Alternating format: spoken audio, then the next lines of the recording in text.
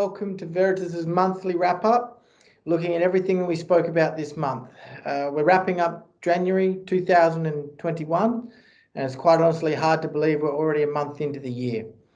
This month we looked at understanding the differences behind people. We all go about things differently. We all see the world in our own unique way, and we all make decisions off the back of that in very unique ways. We prioritize different parts of problems, we prioritize different outcomes, different desires, and we work to make that happen in our lives. It's great. It makes us all our unique person. But the issue can be when we start to come together in the groups, and those common groups we have in life include our family, friendship groups, our teams at work, organisations as a whole, which is teams and teams of people, and I suppose community as a whole, which is family and families of people coming together. And these differences, look, it challenges us to see the world in different ways. It challenges us to prioritise things which we naturally don't want to prioritise. And it can also face us with seeing the reality and the flaws of our decision making and the way that we go about things. So the number one thing when it comes to understanding others is that we are all unique, and that there's no right or wrong way in regards to preferences in how we do things, in regards to personality types, as long as we understand what our strengths are, our work areas are, and we try and bring them together as cohesively as possible. That is where we get those lovely things that people talk about, those throwaway lines, the team's greater than the group of individuals, and all those things as well.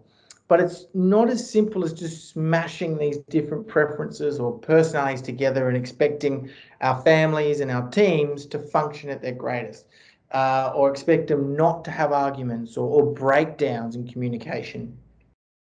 And that was really what we were trying to achieve in the content we put together in this month, was to really help step by step for you to understand what makes people unique in the way that we see the world, how we can best utilise those differences to actually strengthen our teams and families in the way we look at things and getting things done. The other thing we wanted to do was help you sort of put a bookend or a focus on what differences are the most important ones to be looking at and looking for, because obviously we all differ in a million different ways. But what we understand from the psychological research in regards to looking for teams and looking at teams and all those things is there are some set preferences in the way that we go about ourselves which have the most impact in regards to how we operate as a team, and whether that's going to be cohesive or whether that's going to be divisive. The shorts of it all, and you can turn this webinar off after this, is you've got to make space for people to see things differently to yourself, and not to automatically react to that as they're an idiot or I'm an idiot, but a difference. What is it that they prioritise for them to see the situation one way, and I see it another way? What can I learn from them, and what can they learn from me? If we can approach this or approach our differences with this level of open-mindedness, then we set ourselves up to use these preferences as strongly as possible, as productive and effectively as possible as well. And I'll speak mostly to teams through this webinar as well. I am more on the performance side than the mental health side. However, it's easy and it's quite simple to sub out the word team and put family in there as well, if your family is your major team in your life as well.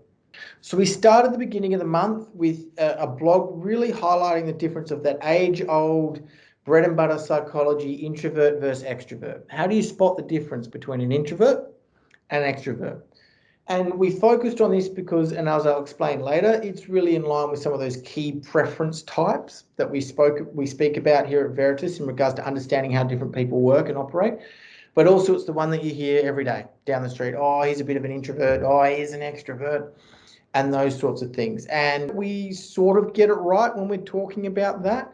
However, it does get bastardized a little bit into thinking that introverts are people that don't like other people. That's not incorrect. Or extroverts are obnoxious, loud know-it-alls. Again, not incorrect. At the crux of it all, and utilizing the Myers-Briggs type indicator, which is that psychological analysis and theory that really coined and looked at introvert versus extrovert, it is based on where you get your energy from. Do you get your energy from having time to think, reflect, and be inward with yourself? Introversion. Or do you get your energy from being around others, bouncing ideas off, group energy? Extrovert. Being introverted doesn't mean you don't like people. Being extrovert doesn't mean you only like the sound of your own voice. Some of the great leaders, some of the most prominent people that we know are actually introverted. Barack Obama apparently is reported as being a very big introvert. Yet his role as president of the United States required him to do a lot of public speaking, a lot of engagements. So you can be a people person while being introverted, but you need your time or want your time, prefer your time as well, to stop, reflect, think, and be in solitude as well. And a lot of it is based on preference, and I'm going to get to that in a minute, not on core skills as well. You can also be introverted and extroverted, but have preferences that lie on the other one. You might have a big group of friends, but also like time by yourself. You might have intimate, smaller group of friends, but be quite gregarious amongst that group. So you can share commonalities between the two as well. The key here is not to think that one's better than the other, particularly if you align yourself as more of an introvert. See the positive in extroverts. And if you're extroverted, see the positive in introverts. The old saying goes, if you don't know what an extrovert's thinking, you haven't listened. And if you don't know what an introvert's thinking, you haven't asked. So when you're operating in a team, when you're operating in a family, the key takeaway from this point is that just because someone isn't contributing verbally or coming forward with that information doesn't mean they're disengaged. It shouldn't be that you automatically discredit them as well. It could be their introversion stopping, hanging back and taking it all in to formulate ideas. As well, on the other side, if you're in a meeting or hosting a meeting and you've got one person that's controlling it, talking all the time, talking over the top of people, it may not be because they're bossy. It may not be because they're an egotistical maniac. It could simply be their extroversion coming out as well. Throw away with those quick throwaway lines of, oh, they're disengaged, or they're no good because they're not contributing, or they're ignorant because they talk all the time. It can just be the preference coming out. And learn how to manage that better. If you know someone's quiet in your team or your family and they don't get a voice, directly ask them a question. If you know someone is always going to offer their opinion, rather than utilizing them and always drawing on them for an answer, ask some of the quieter people in the group. Get that different perspective coming out. As the leader, as the manager of the meeting, make sure you make time for everyone's voices to be heard, whether that means you're drawing out from introverts and holding back extroverts. So you get that nice spread of opinion. How introverts and extroverts can work really well together is you need the extroverts to bring the energy to start sharing ideas, throwing it backwards and forwards, and the introverts to sit back and take it all in and actually listen. Because the extroverts are probably going to be too busy talking at each other, and the introverts can hold back, take it all in, and then present back the information that has just been shared in a more logical, considered way. Introverts think then speak. Extroverts speak then think. So they speak to think rather than think to speak, which is on the introvert side. So that was a great little way that we warmed up into it as well. Then we zoomed out a little bit to help you develop a good understanding of what core preferences you should be looking at, which ones you should be giving more attention to. Because fundamentally, there's so many different ways that we differ, but there's some core ones that are impactful and meaningful in the way that we go about ourselves and the way that we interact as a team or as a unit. So the key thing here is that we really introduced the Myers-Briggs type indicator, or that psychometric assessment and way of thinking. Why? Look, we prefer it over DISC, we prefer it over DOT and some of those other psychometric assessments that you might have heard about in regards to preference. It's been around longer. It's based on 4 strict continuums. Sometimes the others are a little bit more, they're a bit sexier because they label you as a parrot or a lion or a peacock, where, with MBTI, you just get a little code. But it is really sound, and we have found it to be really effective and impactful in helping teams to understand each other better. So the 4 preference styles that are really most impactful, the best for you to understand and do away with the rest, because at the end of the day, you still got to, react to the world you see. You can't just be psychological nut thinking about why we're different, how they differ in all these different ways. We want to be bringing it back to some sort of level of, control. That's where the Myers-Briggs type indicator comes in really handy. So the first sort of continuum or difference that it looks at is that introvert versus extrovert. Where do we get our energy from? And it places people on a continuum. So again, when we're looking at the way people differ, you're not introverted or extroverted, but you sit somewhere along that line as well. So that's where people get their energy from. I'm not going to go into it too much because I've already spent a few minutes talking about introvert versus extrovert. The second one that they really talk about is called sensing or intuition. And the simplest way of putting this forward is detail-orientated, big picture dreamer. Yep, so sensing is detail-orientated, process-driven. They're like the builders building the house. They want the process. How do I do this? How are we going to achieve this? What does the timeline look like? And then setting about methodically working at it. The intuition people are more like your architect.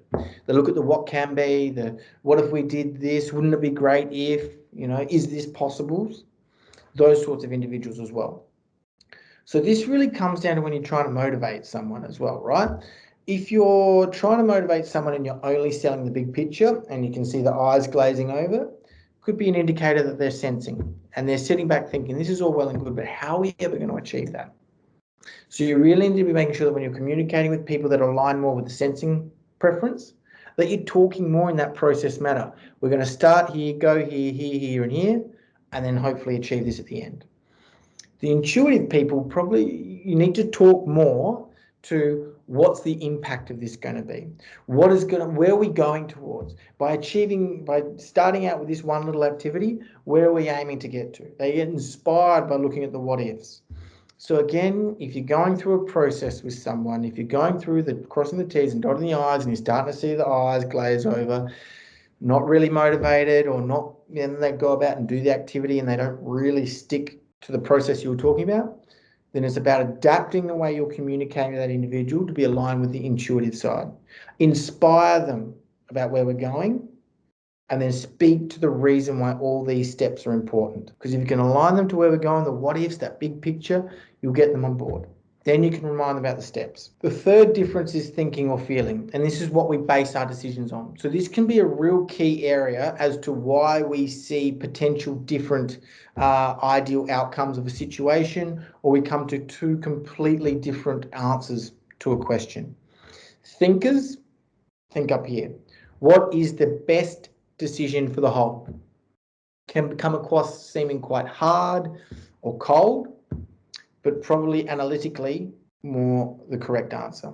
The feelers look at the impact on others. So they might look at how this decision we're making is going to impact individuals. What will it mean for them? So thinking, a little bit more with the heart than the head. This can be a big level of issue of contention when you're working in a team, when you've got thinkers and feelers. Because the feelers might think that the thinkers are a bit cold and heartless, and the thinkers might feel that the feelers are a bit soft. But really, you need both. Yep, if you want to come up with a holistic understanding, a holistic process of moving forward, you need both styles of thinking in there as well.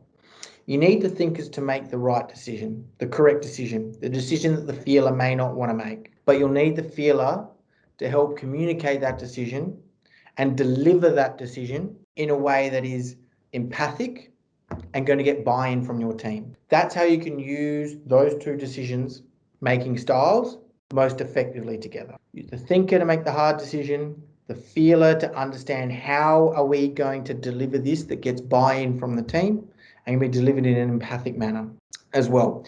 But even before you get to that point, if you're trying to make a decision as a team or a group and you're just getting people all over the shop, you can't get any real sort of clear consensus from the group that this is the best idea, then the key is to take it back down a level, to not just look at what are the outcomes or what are the answers we each came up with, what's the best move forward, but showing the thinking of how we got there. This can help understand and highlight the different thinking styles in your group and start to get people on board with each other's thinking. By showing the thinking, you're showing that they're not an idiot because they came up with a different response. They've just gone about it differently and prioritized different parts of the information. That can help us share perspectives, right? Now, you might come up with the same answer, the thinking one. We need to do this. It's a hard choice, but it's what we're going to do. But at least by having the chance to show each other's thinking, You give each other an opportunity to feel heard, understood where their skills come into place at the final decision and actioning that, and then we move through together. It doesn't mean that you have to alike every decision your team comes up with, but it means you need to accept it, and it's going to give the best opportunity for people to accept it. Then the final part of MBTI, the final continuum that it places us on, is judging versus perceiving. And this is how do we manage our time. Judging is very much by the book, ordered, start early, finish early, gather all the information and get to work. Perceiving is a lot more pressure prompted, adaptable, last minute, not really on the specifics. In the workforce, this is really looking at the way you go about your work. Those that get things done, they've got the list, the to-do list, they're ticking it off, they've got it organised down to the minute, and away they go. Versus the individuals that may just work through things or a little bit more pressure prompted. Both have got positives. The judging or time orderly person, structured person, likely to get a good start, finish early, move on to the next thing, and not going to be rushing around at the end to come up with the answer or finish off the product. However, perceiving people have got room, they're better under pressure, better with flexibility and adaptability. And this is really understanding to use these differences most effectively in your team is knowing when to listen to who and when to shift the power to who as to who's leading the conversation. When you're starting out, we've got lots of time. Go to the judging people to structure it all out and get it sorted. Last minute changes, last minute things that throw a spanner in the works, start getting the perceiving people talking, getting them moving, because they're better at becoming solution focused, e.g. this is what we need to do, than the judges who could become overwhelmed and problem focused. Well, if this hadn't happened, the plan would have worked. That's not really the issue right now because it has happened and the plan's not working. Get to the perceivers, get solution focused, and back to the judges after you come up with a solution to prevent that issue happening again. And that was really that. MBTI was the crux of what we spoke about all this month and how we define the preferences and the meaningful preferences between people as well. We also we finished off with a podcast. I sat down with Corinne and Dominic from Human Synergistics, one of the psychometric companies that we do a lot of work with. They look at the way individuals, teams and organisations behave and how that aligns with their performance and their culture. Some terrific tools, we've used them for many years. And we spoke around what makes people unpredictable. So even though we've got all these preferences, obviously it's not foolproof.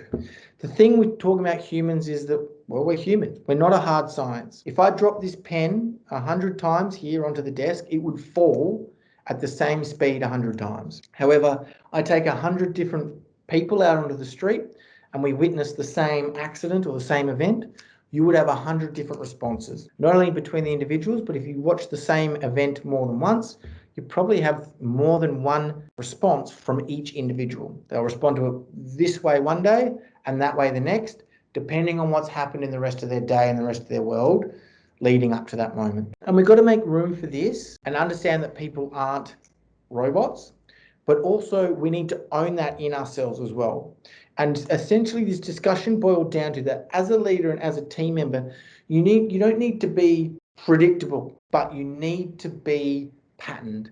You need to have a certain way of responding to certain things, and the last thing anyone wants is a leader that's unpredictable, flies off the radar and becomes completely emotional. You want controlled innovation and change that looks at how we can do things as best as possible, but brings an element of control and certainty to the way they're going to interact with the team and the way they're going to prioritise different things. The discussion, and together we would have worked with thousands, between the three of us, thousands of organisations. The one thing we all came back to is that those teams with leaders that people felt they could trust and at least had some idea how they were going to respond to setbacks, achievements, strategy, all those sort of things, the team members were more likely to come forward with ideas and when admitting mistakes. So not only were those teams more innovative, they were able to actually capture mistakes earlier and rectify them. And that was the key.